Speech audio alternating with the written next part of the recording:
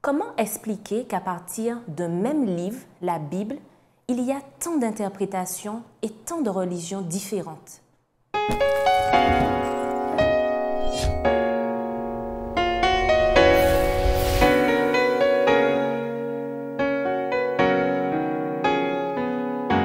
Chers amis, c'est un plaisir pour moi de vous retrouver dans le cadre de votre émission Autrement dit. Nous allons poursuivre toujours avec Grégory et Marvin, que j'accueille également. Selon vous, peut-on trouver la foi en lisant la Bible ou on a besoin, avant d'ouvrir la Bible, d'avoir déjà une connaissance et une foi en Dieu pour bien l'interpréter? Alors, je crois que les deux réponses sont valables. Alors, ça paraît bizarre. Tu nous aides pas, Marvin. Ça paraît bizarre, mais on peut trouver la foi en ouvrant la Bible et en plongeant son regard dans la beauté de la relation que Dieu veut instaurer avec l'être humain. Oui, mais quand on n'a pas la foi, on interprète forcément les choses d'une autre façon, Alors, d'une autre lecture des maintenant, événements. il y a des personnes qui sont en contact avec la Bible qui, à la lecture de la Bible, ne vont manifester aucun intérêt pour ce qu'ils auront lu ou ce qu'ils auront découvert, parce que finalement, pour eux, ce sera que de la bêtise. Nous avions parlé lors d'une étude précédente de ceux qui plaçaient la raison au-dessus, finalement, de la Bible. Donc, il peut arriver que des personnes soient en contact de ce livre et ne soient aucunement impactées par ce qui est présenté. Et il arrive aussi que des personnes puissent se retrouver face à ce livre et se retrouver tellement submergées, puissent apprendre à découvrir un peu plus sur Dieu. Parce que des fois, beaucoup ont des a priori. Parce qu'aujourd'hui, en voyant ceux qui professent croire en Dieu, professent vivre avec Dieu, fonctionner, pas moi. Et finalement, en entrant dans la lecture de cet ouvrage, se rendre compte, mais c'est parce que démon telle personne, mais la Bible, c'est différent de ce que je pensais. Et c'est pourquoi je disais que, dans un sens, oui, il est possible de développer, que sa foi se développe au travers d'une étude de la Bible. Mais il est possible aussi que la foi se renforce parce qu'on a déjà une habitude de lecture. Pourquoi? Est-ce que ça peut aider, en tout cas, d'avoir déjà la foi et d'ouvrir la Oui, Bible? parce qu'au ça fur peut et à aider mesure que je vais découvrir davantage, ma foi va augmenter. Je vais aussi pouvoir expérimenter, puisque Dieu nous dit, mettez-moi de la sorte à l'épreuve et vous verrez si je n'ouvre pas pour vous les écluses des cieux. En d'autres termes, Dieu m'invite à expérimenter finalement ce que je lis. Dieu, tu as eu l'occasion d'agir pour telle personne de cette manière. Aujourd'hui, je crois en toi, mais j'ai besoin que dans ma vie, tu puisses agir de manière aussi puissante. Et nous pouvons renforcer cette confiance que nous avons en Dieu en nous appuyant sur la conviction que Dieu peut agir. Et c'est pourquoi je disais que dans un sens, oui, la foi peut venir au contact du livre et oui, la foi se renforce par ce contact permanent du livre. Est-ce qu'il faut faire table rase de tout ce qu'on sait, vraiment se dépouiller de tout et endosser une objectivité absolue, une neutralité hors pair? Je crois qu'il faut avoir cette approche, effectivement, comme tu l'as dit, où on a ce désir d'apprendre, ce désir de recevoir de la part de Dieu. Et oui, quand j'approche la Bible, je me dis, voilà, Seigneur, je veux découvrir quelque chose, permets-moi d'avoir l'intelligence, d'avoir la clairvoyance qu'il faut, l'humilité qu'il faut pour comprendre ce que tu as à me dire. Je rappelle quand même que c'est la parole de Dieu et puis Dieu par rapport à nous, il est au-dessus de toute chose. Donc je crois que oui, c'est avec un esprit d'humilité, de petitesse qu'on doit s'approcher de ce que Dieu désire justement nous révéler, nous communiquer au travers de ces auteurs qu'il a employés justement pour transmettre un message qui vient de lui.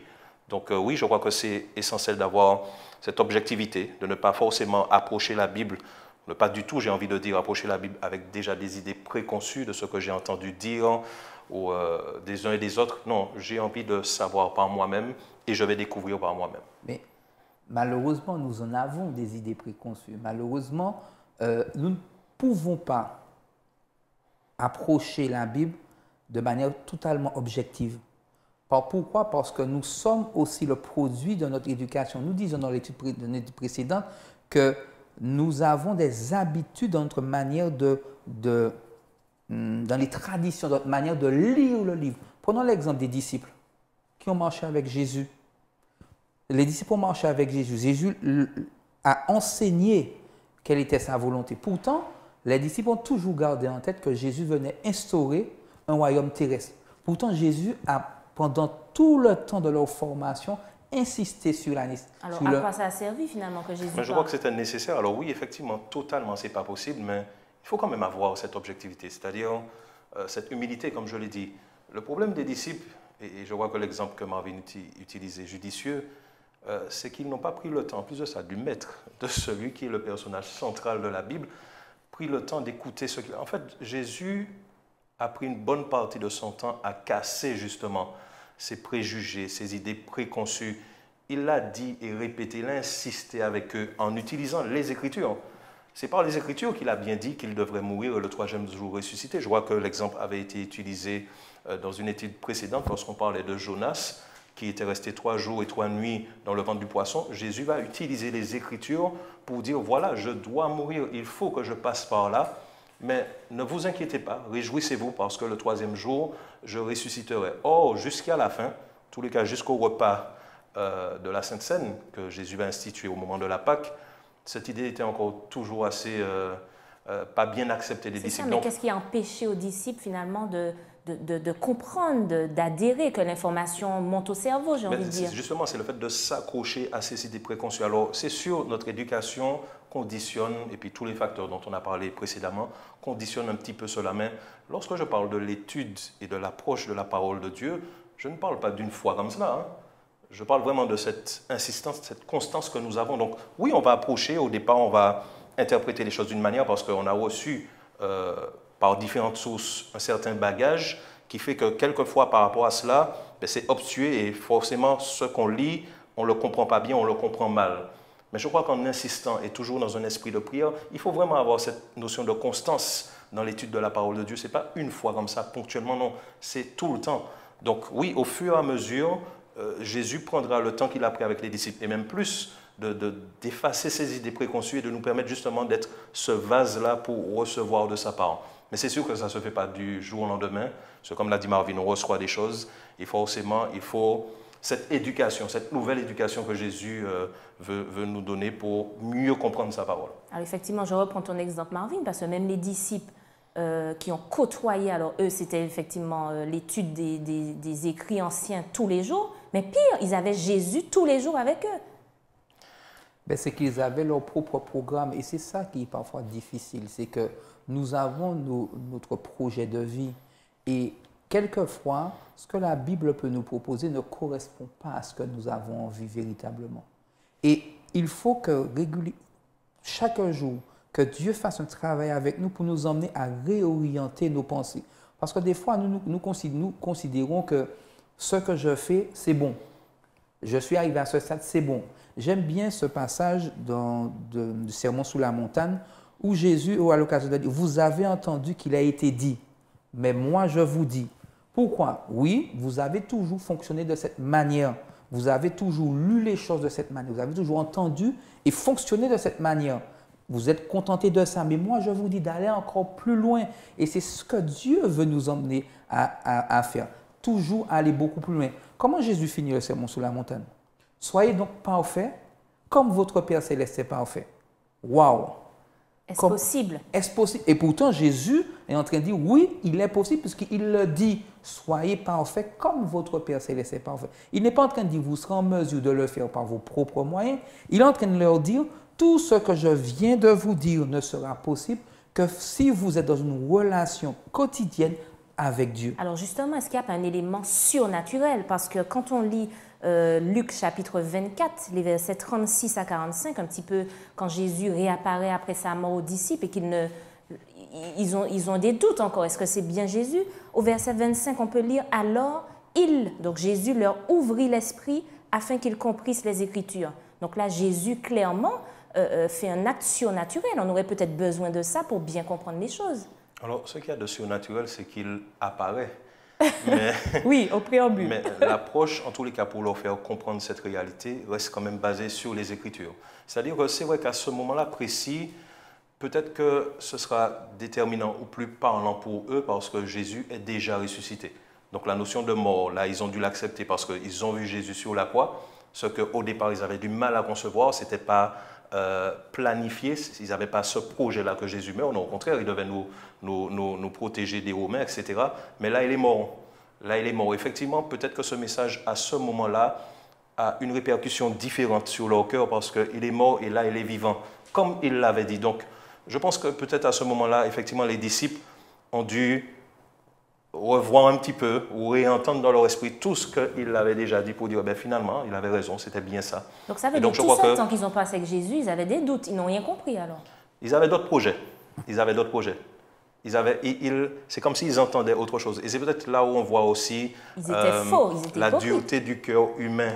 Et Jésus doit faire ça avec nous parce que c'est vrai que là, on pointe d'une certaine façon du doigt les disciples. Mais à combien d'occasions Dieu nous a repris sur des choses, montré clairement, même utiliser des personnes autour de nous pour nous montrer certaines réalités, certaines croyances, certaines orientations, et même noir sur blanc, on le lit, on arrive à dire non, c'est pas forcément ça. Donc c'est vrai que l'être humain, toujours on revient à ce problème du péché qui affecte l'état mental, spirituel et physique. Oui, ces choses-là encore font que l'être humain a un cœur assez dur, assez...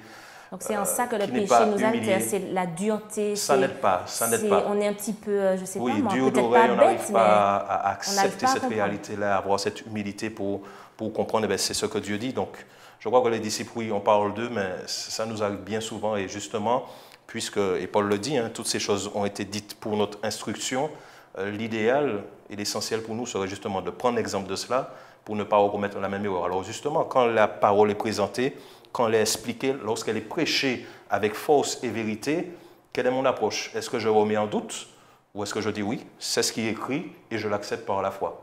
Donc nous devons nous repositionner par rapport à tout cela. C'est ça qui est complexe parce qu'on parle de Dieu, de la Bible, du Saint-Esprit, etc. Mais il y a aussi l'autre camp, l'ennemi de Dieu. Comment il agit, comment il empêche, comment il intervient. Nous savons qu'aujourd'hui, nous sommes dans un grand conflit puisque la Bible nous présente ce conflit entre Dieu, Lucifer, le Satan, qui a des répercussions dans notre quotidien puisque notre positionnement, chaque jour, nous emmène à soit nous placer du côté de Dieu, soit nous placer du côté de l'ennemi.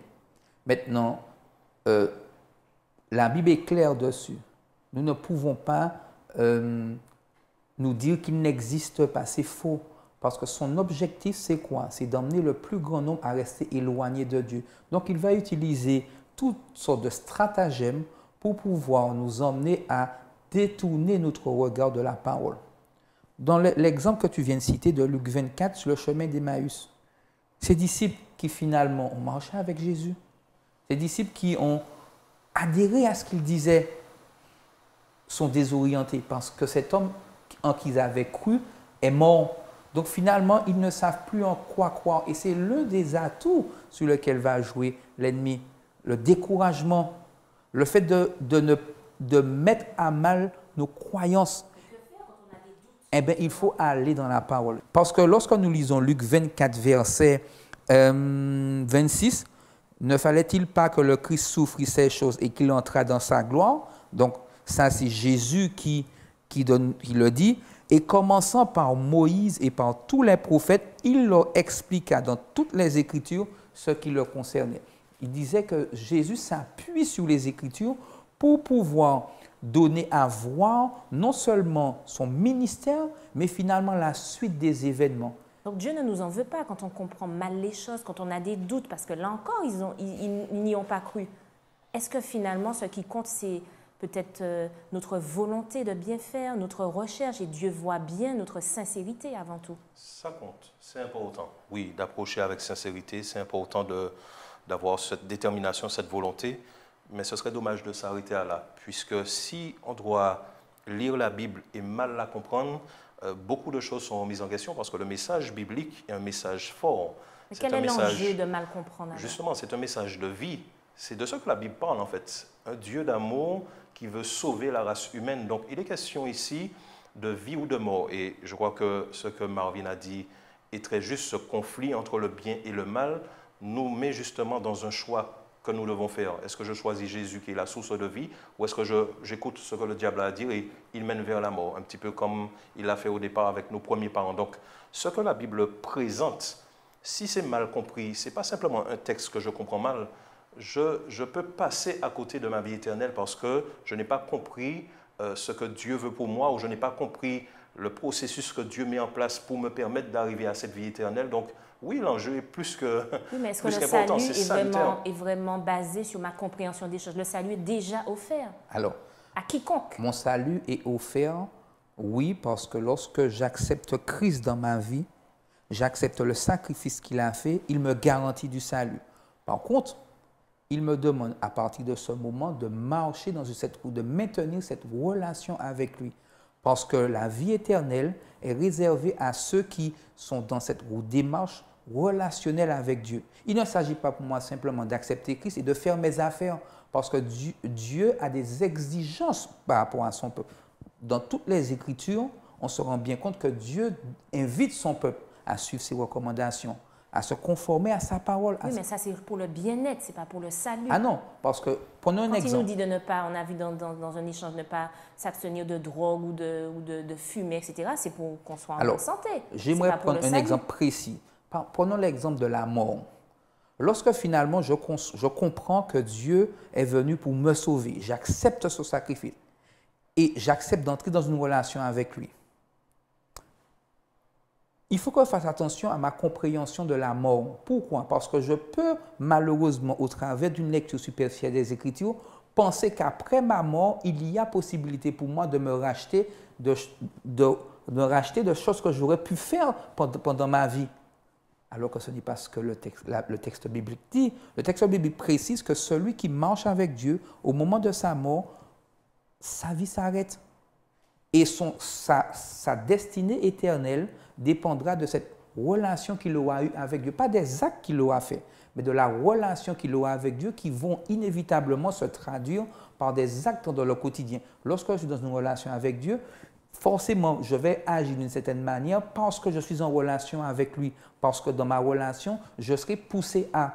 Alors, comment sait-on quand même quand on a une bonne lecture des choses? Alors, c'est vrai que c'est une question qui peut paraître simple et tellement délicate. Parce que finalement, beaucoup de personnes, même avec des interprétations différentes, chacun arrive à croire que finalement, c'est moi qui ai raison. Or, on sent bien que dans les propos, ça n'a rien à voir. C'est opposé, c'est à l'extrême, aux extrémités. Quoi qu'il en soit, je crois que c'est... Alors, je reviens toujours à cette notion d'humilité et d'interpréter la parole de Dieu avec l'Esprit de Dieu. Et puis, il y a d'autres éléments peut-être qu'on n'a pas cités lorsqu'on parle du contexte biblique, lorsqu'on parle des prophéties. En fait, toutes ces choses-là, combinées avec cette unité-là, doivent nous permettre de comprendre où Dieu veut nous mener. Je crois que l'une des choses pour éviter justement la mauvaise interprétation, c'est de prendre un texte de façon isolée. Et quelquefois, c'est arrivé que justement beaucoup de personnes interprètent mal parce qu'on a lu un petit passage sans prendre en considération l'ensemble de ce qui est présenté. Donc je crois que, encore une fois de plus, si nous cherchons Dieu de tout notre cœur avec sincérité, je crois que dans son amour, Dieu ne permettra pas qu'on puisse aller finalement se heurter contre le mur. Donc Dieu est disposé à communiquer avec nous. Ayons cette humilité pour accepter ce qu'il a à nous dire et pour considérer la Bible comme effectivement, comme on l'a dit auparavant, comme cette règle de foi, ce moyen que Dieu utilise pour nous parler.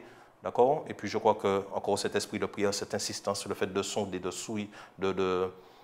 sonder et de fouiller encore les Écritures nous permettent de découvrir chaque jour ce que Dieu veut pour nous. Est-ce que c'était une stratégie ou un peu une pédagogie de Dieu, justement, qu'on soit là, qu'on cherche, qu'on galère un peu pour bien comprendre, être sûr, s'assurer? Est-ce que c'est dans sa pédagogie? Est-ce qu'il l'a voulu? Non, Dieu n'a pas voulu que nous puissions galérer. L'entrée du péché a perverti nos facultés, a créé une séparation avec lui. Donc, ce qui se passe, c'est qu'aujourd'hui, nous sommes en difficulté de comprendre pleinement ce que Dieu veut. Son objectif, c'était que nous puissions nous développer au maximum de nos capacités et plus. Maintenant, nous sommes avec des limites inhérentes à notre nature pécheresse.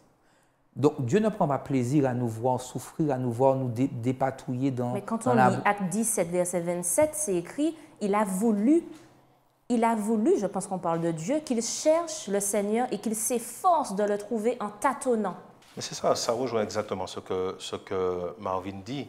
Ça aurait été tellement plus simple si le péché n'était pas présent. D'ailleurs, lorsqu'on lit bien le texte biblique, au départ, au commencement, dans le livre de la Genèse, on comprend bien qu'il n'y avait pas un livre qui permettait justement de créer cette communication entre l'homme et Dieu. Cette communication était directe, elle était verbale. Voilà, Dieu se présentait devant Adam et Ève, parlait avec eux, communiquait avec eux. Malheureusement, l'entrée du péché a tout cassé. Il ne faut pas oublier aussi que là, nous parlons d'une terre qui est affectée par le péché depuis plusieurs années maintenant. Donc, oui, mais justement, les dans choses ce se sont contexte de détériorées. péché, justement, c'est comme ça que je lis le Alors, texte, il a voulu qu'on s'efforce, qu'on cherche. N'oublions pas aussi que nous sommes dans une culture où aujourd'hui, parce que Dieu ne s'oppose pas, il a voulu. Puisque Dieu étant celui qui a autorité sur tout, s'il permet que les choses se passent comme ça, c'est parce qu'il a voulu. Et c'est ça la notion culturelle, dans la compréhension que nous devons avoir de la Bible. Alors, il a voulu, il laisse faire, il permet. Non, non, non. Lorsque Luc écrit ça, Luc, dans sa compréhension, dit « il a voulu que les hommes agissent ainsi ».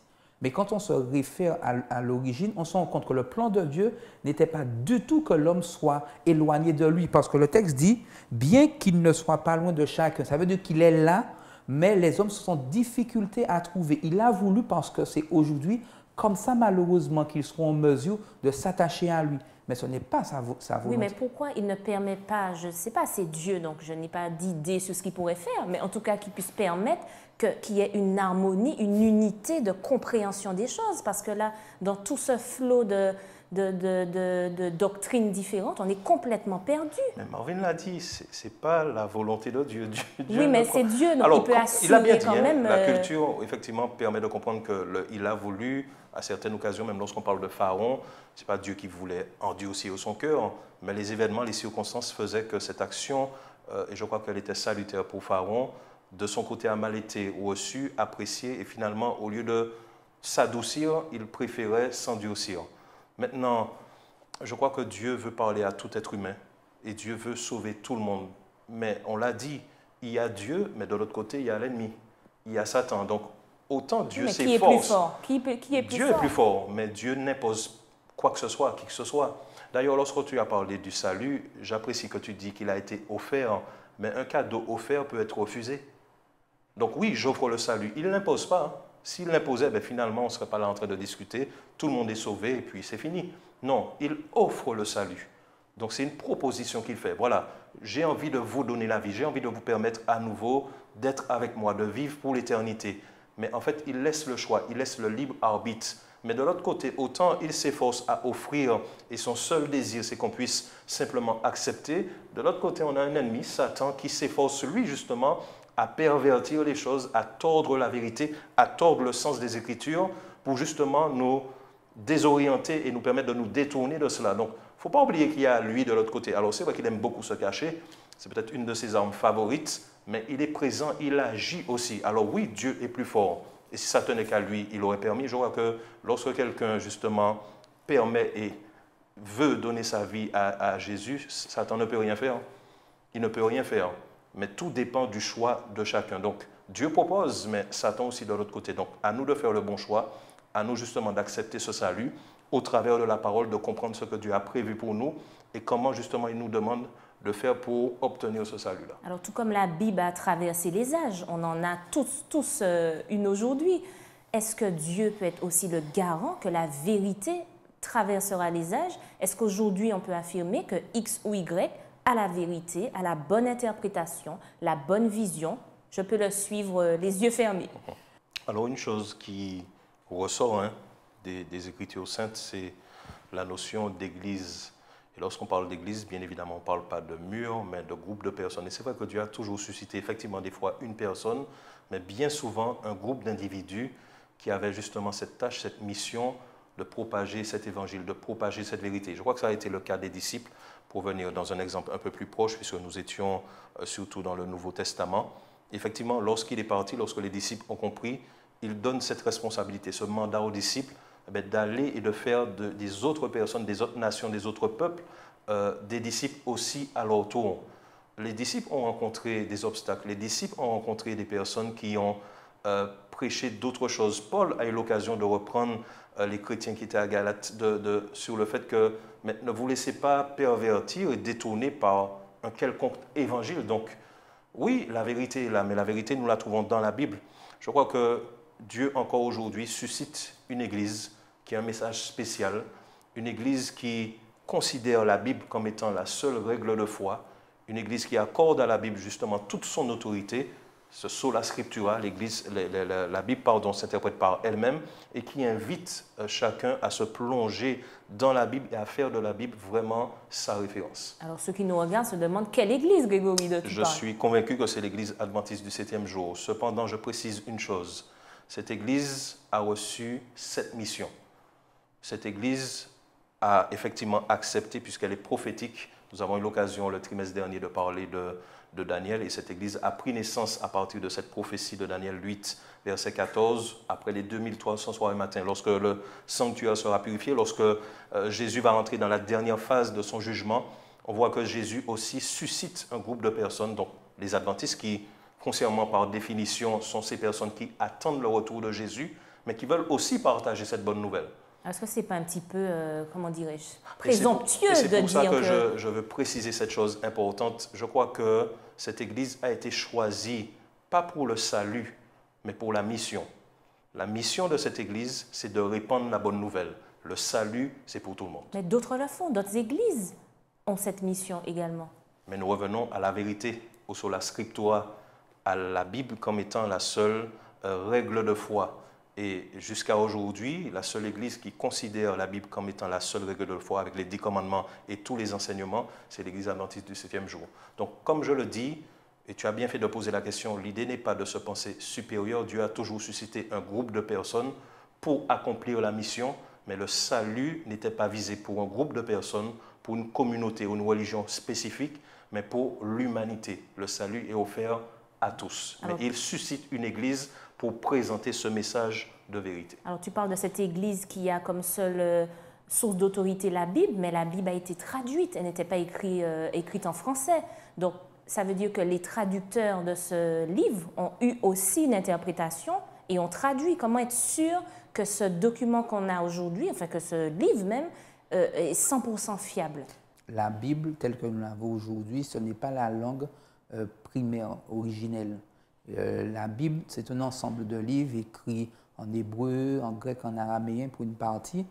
Il aurait été intéressant d'être en mesure de pouvoir lire dans la langue originelle, pouvoir se plonger aussi dans la culture, parce que, qu'on le veuille ou non, ce travail de traduction suppose une déperdition. En tout cas, suppose une interprétation déjà. Suppose une interprétation, mais nous croyons que les auteurs bibliques, en tout cas ceux qui ont travaillé sur ces traductions, ont fait en sorte de retransmettre l'essentiel du texte. C'est pourquoi il y a différentes versions bibliques, mais il faut aussi pouvoir s'appuyer sur différentes versions pour pouvoir avoir un éclairage le plus clair.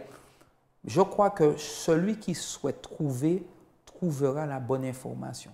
Pourquoi? Parce que de toute façon, l'essentiel est garanti dans chacune des traductions.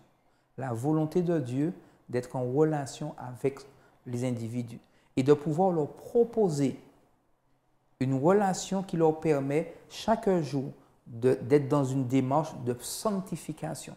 C'est ça la volonté de Dieu. Maintenant, il est vrai que dans le quotidien, dans notre réflexion, dans notre étude, plus nous chercherons, plus nous aurons ce désir de mieux comprendre, plus Dieu nous donnera les opportunités de pouvoir, comme tu citais le texte, aller en tâtonnant, mais de pouvoir chaque jour, avec l'énergie de la volonté, pouvoir comprendre ce qu'il a à nous dire. Je crois aussi que, puisque c'est la Bible, la parole de Dieu, cette notion de foi est importante. Mais on avait parlé auparavant de différentes sources qui pouvaient justement venir étayer et confirmer ce que la Bible dit, puisqu'on parle d'archéologie biblique.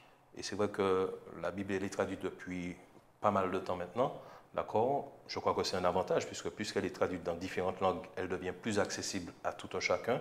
Maintenant, pour revenir aux langues originales que l'on trouve dans la parole, donc l'hébreu et le grec, certaines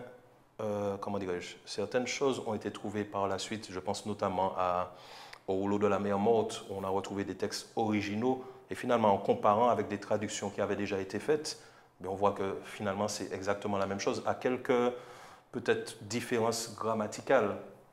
peut-être pour les ponctuations, des choses comme cela, mais le message en lui était le même. Donc c'est fiable. C'est la Bible qu'on a aujourd'hui est fiable. Je crois qu'au-delà, c'est pour ça que je parlais de la notion de foi. Oui, on aura des preuves au travers de livres, au travers d'archéologie qui vont venir dire, voilà, les textes et ce que nous avons aujourd'hui, oui, c'est semblable, à quelques différences, comme je l'ai dit, sur des choses grammaticales de la langue, etc.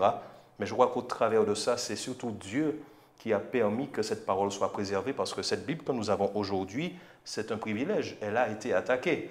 Elle a voulu être éradiquée.